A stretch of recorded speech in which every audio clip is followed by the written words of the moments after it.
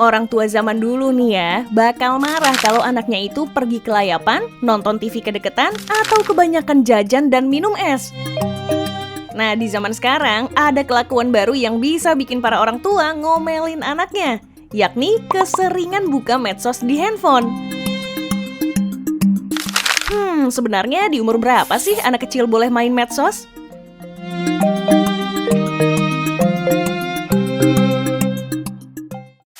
Baru-baru ini Kementerian Komunikasi Digital alias Komdigi bilang kalau anak di bawah umur bakal dilarang main medsos.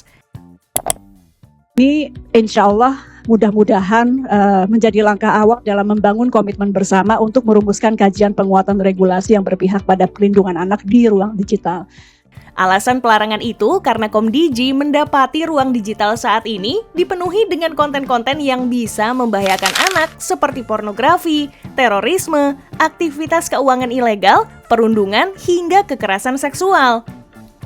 Contohnya, kalau dilihat dari kasus konten pornografi anak di Indonesia, berdasarkan data NCMEC selama 4 tahun terakhir, ada 5,5 juta kasus. Jumlah ini bikin kasus pornografi anak Indonesia ada di posisi terbanyak keempat di dunia. Miris ya? Sehubungan dengan itu, pada 2021 BPS mencatat sekitar 89% anak usia 5 tahun ke atas menggunakan internet hanya untuk main medsos, membuat risiko mereka terpapar konten berbahaya jadi makin besar. Apalagi banyak dari mereka yang sudah terjebak doom scrolling alias kecanduan medsos atau melakukan penjelajahan media sosial tanpa henti. Asal kamu tahu, saat ini sekitar 54% remaja mengakui telah kecanduan media sosial. Jadi sebenarnya di umur berapa anak kecil boleh main media sosial? Sebenarnya belum ada aturan yang jelas soal batas usia aman bagi anak untuk bermain media sosial.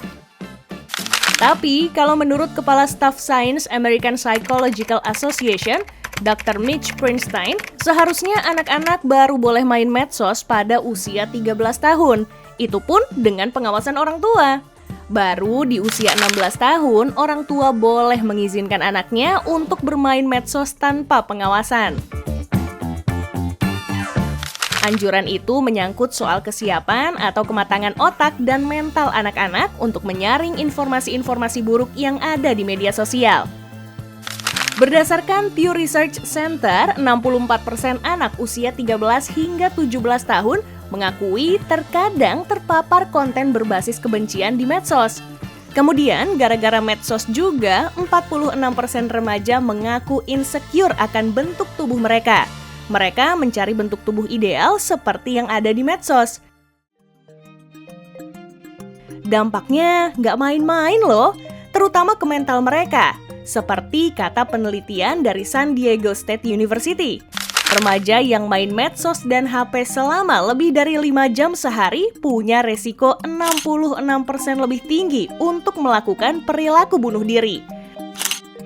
Duh, serem ya. Kalau kamu orang tua, dijaga anak-anaknya ya.